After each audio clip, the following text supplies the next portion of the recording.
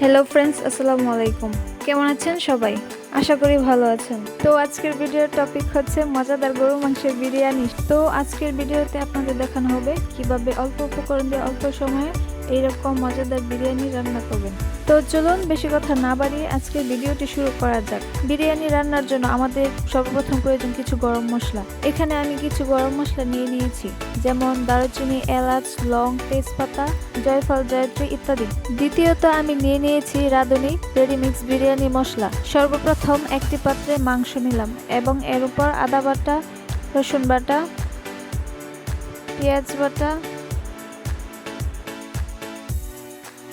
জিরা বাটা, গরম মশলা বাটা এবং গরুর দুধ দিলাম।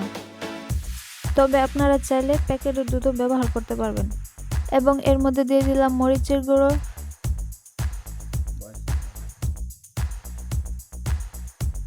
সজের গুঁড়ো এবং রাঁধুনি রেডিমিক্স গরুর মাংস বিরিয়ানি মশলা। এরপর নিয়ে নিয়েছি স্বাদ মতো লবণ, দুটো কাঁচামরিচ এবং সয়াবিন তেল। এই মশলাগুলো দেওয়ার পর সবকিছু একসাথে মিক্স করে নিতে হবে।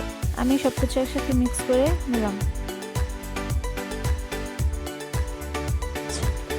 তো অবশেষে আমাদের মিশ্রণটি তৈরি হয়ে গেল।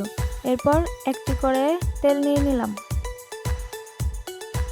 তেল কিছুক্ষণ গরম হওয়ার পর এর মধ্যে দিয়ে দিতে হবে পেঁয়াজ কুচি। তারপর চুলার আঁচটি কমিয়ে পেঁয়াজ বেরেস্তা করে একটি পাত্রে তুলে নিতে হবে।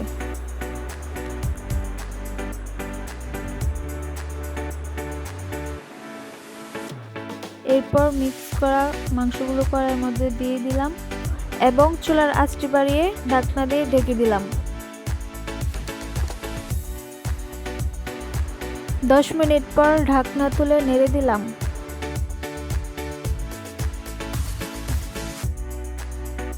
এবং পানি দিয়ে কষিয়ে নিলাম।